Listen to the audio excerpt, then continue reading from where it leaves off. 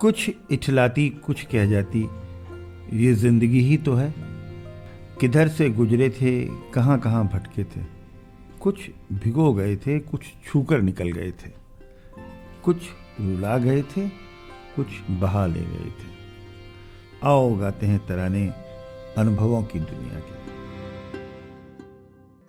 नमस्कार दोस्तों, आप सबका स्वागत है National Institute of Social Defence और Ministry of Social Justice and Empowerment, Government of India, Media for Community Foundation New Delhi और पीपल्स इनिशिएटिव लखनऊ के संयुक्त तत्वाधान में वरिष्ठ नागरिकों द्वारा प्रस्तुत इस खास कार्यक्रम श्रृंखला अनुभव लखनऊ में, जिस प्रोजेक्ट को कंसीव और डिजाइन किया है डॉक्टर आर श्रीधर, श्री आलोक वर्मा जी और श्री अरविंद नारायण मिश्रा जी ने। रेडियो कोऑर्डिनेटर हैं अरविंद नारायण मिश्रा जी और प्रोडक्शन कोऑर्डिनेटर हैं कुश त्रिपाठी। दोस्तों, कार्यक्रम में प्रवेश करने से पहले मैं एक बार आपको एक टोल फ्री नंबर बताना चाहूंगी जो हमारे सीनियर सिटीजन्स की मदद और सपोर्ट करने के लिए है।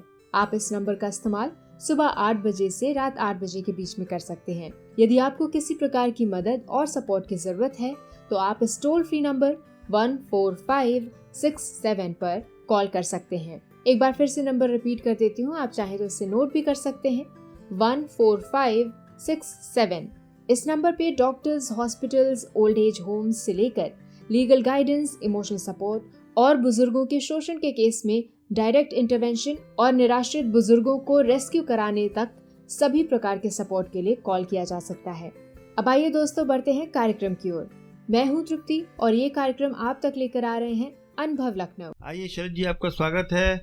मैं आपका स्वागत करता हूं अनुभव चैनल के इस कार्यक्रम में, जो वरिष्ठ नागरिकों के लिए ये कार्यक्रम भारत सरकार के social ministry of Social Justice and empowerment ने चला रखा है। मैं शरद जी का परिचय दे दूं। शरद सेमवाल साहब जल निगम में उन्होंने असिस्टेंट इंजीनियर से नौकरी शुरू करी और फिर चीफ इंजीनियर की पोस्ट तक रिटायर हुए। मेरे ख्याल से उत्तर प्रदेश के लोग जानते हैं कि जल निगम में 5, 7, 8 साल एक राजनीतिक पर्सनैलिटी थे जो मिनिस्टर भी थे और चेयरमैन भी थे।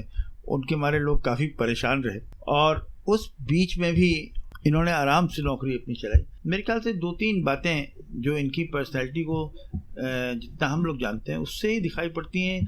श्रोता भी कभी इनसे मिलने का अगर उनको मौका मिलेगा तो कन्विंस हो जाएंगे कि ज़िंदगी में सरलता, निष्पक्षता, ईमानदारी कुछ ऐसे गुण हैं कि शायद ये गुण कहने में अब आजकल हम लोगों को बताना पड़ता है कि ये आदमी ऐसे हैं। पहले अक्सर काफ़ी लोग ऐसे हुआ करते थे। उस समय करप्शन नहीं था, कंज्यूमर मार्केट की डिमांड आपाधापी नहीं थी, कट थ्रोट कंपटीशन नहीं था इम्पोर्टेंट जगहों पर जाने के लिए। क्योंकि आजकल तो इम्पोर्टेंट जगह पर जाने के लिए घूसखोरी के बाद आपकी पोस्टिंग होती है और फिर आपको वो घूस अपने लिए कमाना है, तो आप बड़े सीक्रेटिव मिशन पर रहते हैं और बड़ा कुकेड एटीट्यूड रहता है। तो जो फन ऑफ लिविंग लाइफ वो जो है वो बहुत कम हो गया। We are happy to receive mister Sharad Semwal sahab in our studio. और एक लंबा नौकरी का तजुर्बा है और एक सरलता से जीवन जीने का ये एक लाइव एग्जाम्पल है। उसी हिसाब से खुश भी रहते हैं, कोई परेशानियां नहीं है। और इनका एक फेवरेट डिश है वो ये है कि कभी भी आपको कहीं भी गोलगप्पे की दुकान पर चाहे नौकरी करते हो, चाहे चीफ इंजीनियर हो, चाहे ना हो, आराम से खड़े होकर खा सकते हैं। इनको कोई स्टेटस कॉन्शियसनेस नहीं है कि हम पकौड़ी की दुकान पर कैसे खड़े हो जाएंगे, कहीं खड़े हो जाएंगे। He has no airs, no issues, he is an absolutely grounded person. We welcome you Sharad ji. और आप बताइए, इतने लंबे आपको जो नौकरी रही 35-40 साल की, जो आपको इंजीनियर की नौकरी जो बेसिकली क्रूकेड नौकरी होती है वो भी आपको नहीं दिखा पाई आपके सरलता के रास्ते से, सब क्या प्रेरणा है और कैसे ऐसा नौकरी करना संभव हो सका? इसमें जो शुरुआत हुई थी जी, सबसे पहले तो मैं श्रोताओं को धन्यवाद देना, नमस्ते कहना चाहूँगा जी कि इसमें मुझे यहाँ आपने बुलाया। अरविंद जी आपने मुझे यहाँ बुलाया, इसके लिए मैं धन्यवाद कहना चाहूँगा। और मैं अपनी बात अब श्रोताओं से रखता हूँ कि उस ज़माने में सीनियर जूनियर जो थे लगभग एक रहा करते थे, आपस में वो सलाह देते थे और जूनियर उनका कहना मानते थे। इसमें एक किस्सा भी है जी कि बताइए, किससे जरूर बताइए, किससे बहुत इंटरेस्टिंग। क्योंकि ये जो है हम लोग जब शुरू में ज्वाइन की नौकरी 79 में, तो 6 महीने के अंतर में एक हम पिक्चर देखने गए ऑफिस टाइम में 12 से 3 जी। तो जब वहाँ पिक्चर देख के आए तो जो हमारे सीनियर कलीग थे उन्होंने कहा तुम लोग कहाँ चले गए थे दिन में?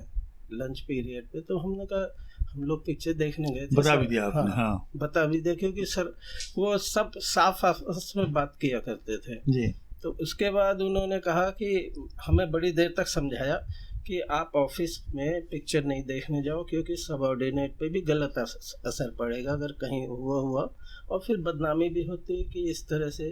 तो वो दिन था, और नौकरी के रिटायरमेंट तक मैंने कभी भी ऑफिस टाइम में पिक्चर नहीं देखी।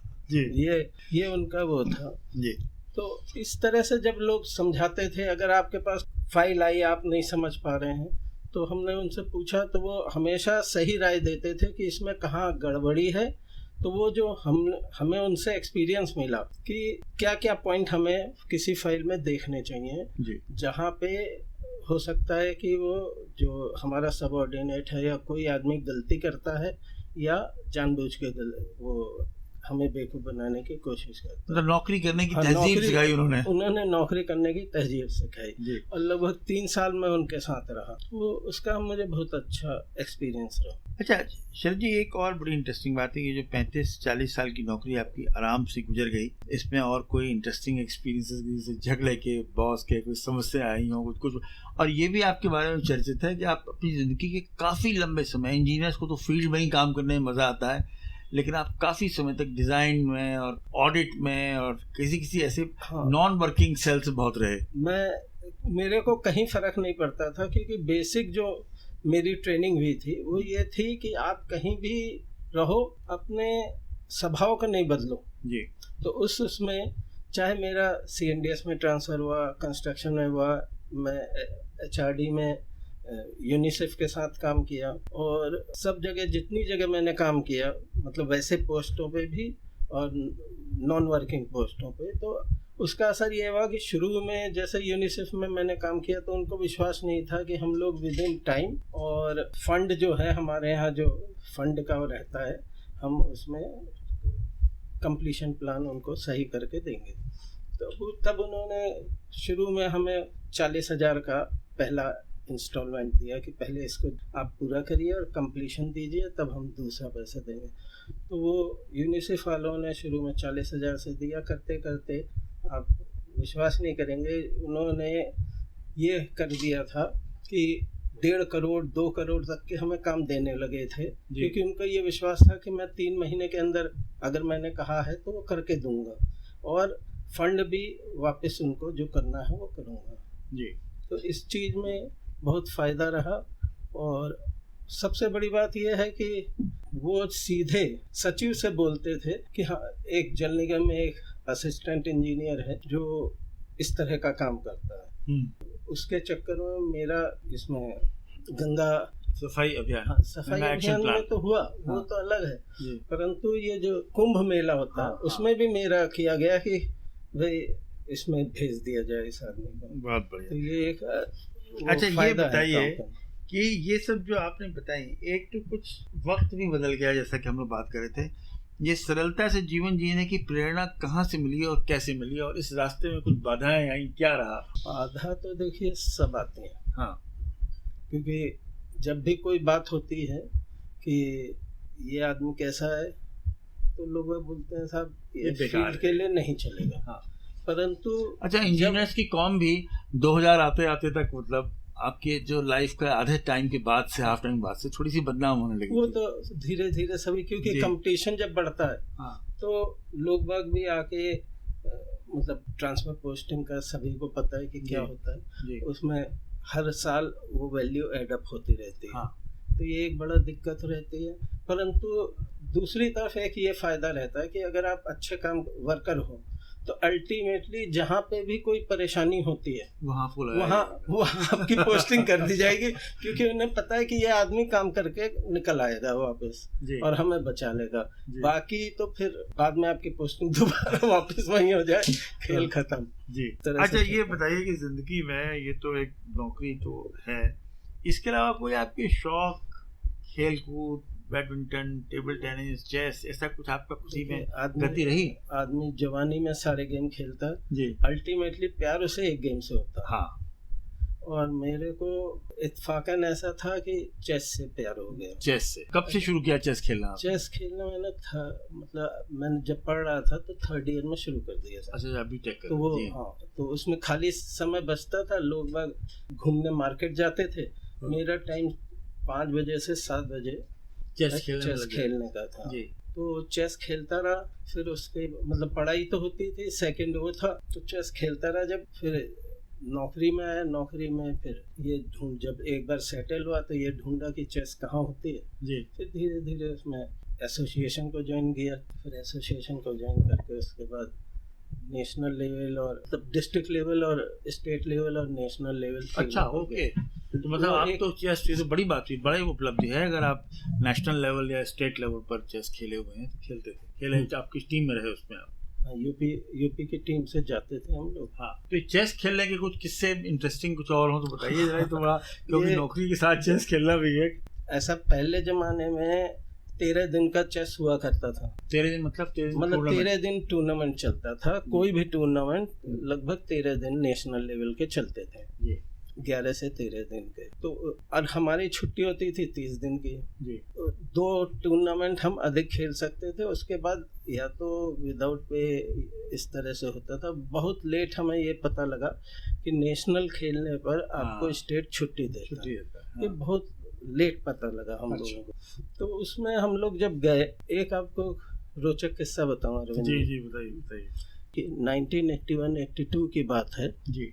मैं यूपी का कैप्टन था जी। तो मैं वहाँ, हम लोग अहमदाबाद खेलने गए, तो वहाँ पे उसने जब हमारा एक मैच पड़ा, तो वैसे तो इंडिविजुअल होता है, परंतु जनरली टीम से वो लोग खिलाने की कोशिश करते हैं जी। तो मेरा तमिलनाडु वाले से पड़ा था जी। तो वो एक 9-10 साल का बच्चा था, मैं 30 साल के लगभग का था जी। तो वहाँ अच्छा आदमी को कैप्टन रहता है, थोड़ा बहुत कॉन्फिडेंस या ओवर कॉन्फिडेंस रहता है। तो लोगों ने कहा किससे पड़ा, मैंने कहा अरे बच्चे से यार, अभी इसे हरा के आता हूँ 10 मिनट। हाँ, 10 मिनट में हरा के आता हूँ। तो वो मेरे साथ बैठा, मेरी उसकी वाइट थी, मेरी ब्लैक थी। तो उसने एक चाल खेली पान किंग 4। अब मैंने सोचा मैं क्या खेलूं, तो मैंने कहा इससे जो है क्वींस गैम्बिट में खेलता हूं। तो मैंने क्वींस गैम्बिट शुरू किया। वो 2 मिनट में मतलब 10 सेकंड में उसने फिर चाल चल दी। मैंने फिर सोचा, फिर मैंने खेला, तीसरी चाल उसने अजीब चल दी। तो मैं सोचा कि क्या हुआ, मेरे उसमें लगभग आधा घंटा लग गया जवाब देने में। फिर मैंने चली, तो उसने देखा आधा घंटा हो गया, तो वो कुर्सी छोड़ के उठ के चल दिया घूमने। हाँ, और लोगों को दूसरे मैचेस को देखने। अब वो मैं सोचता रहा, फिर आधे घंटे बाद मैंने चाल देखी, तो वो आया, कुर्सी पे बैठा, उसने फिर चाल चल दी। मतलब मुश्किल से 1 सेकंड 2 सेकंड लिए होंगे या 5 सेकंड। मतलब बेइज्जती करता गया वो लगातार। सही बात है।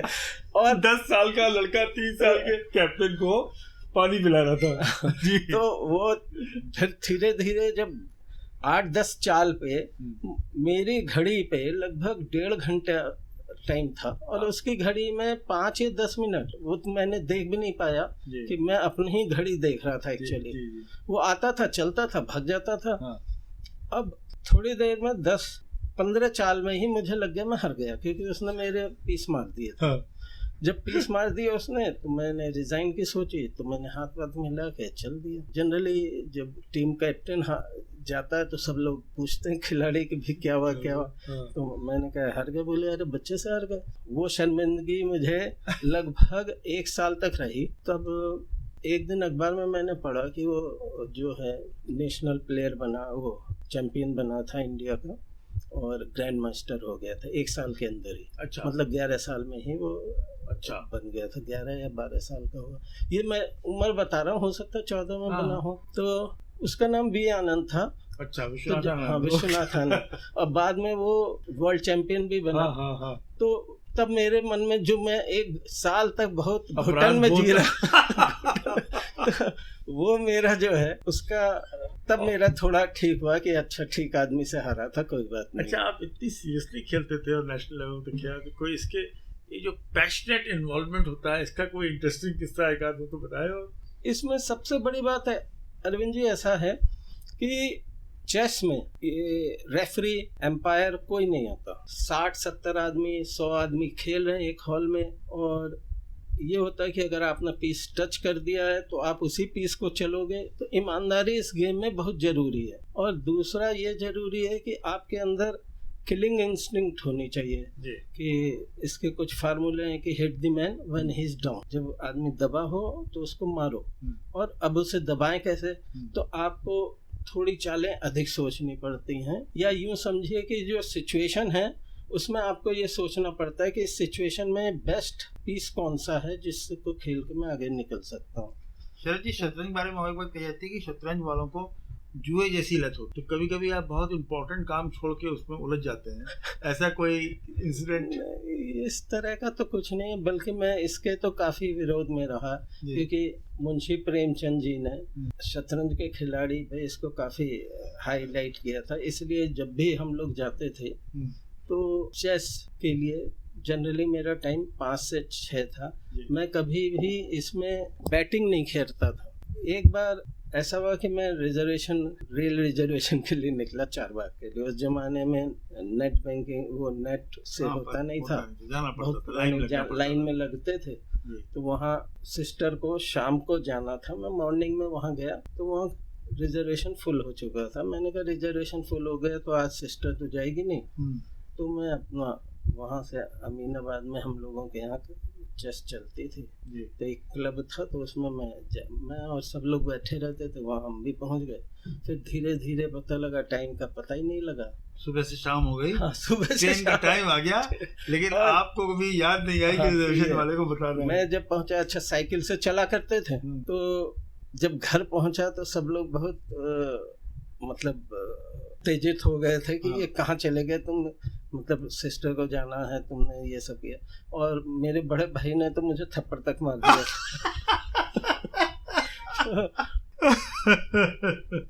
Very wonderful. आपके शरद जी, आपके बड़े इंटरेस्टिंग किस्से चल रहे हैं, लेकिन हमारी समय की थोड़ी सी सीमा है, और it has been very wonderful journey with you while talking about your own life and the experiences there on to.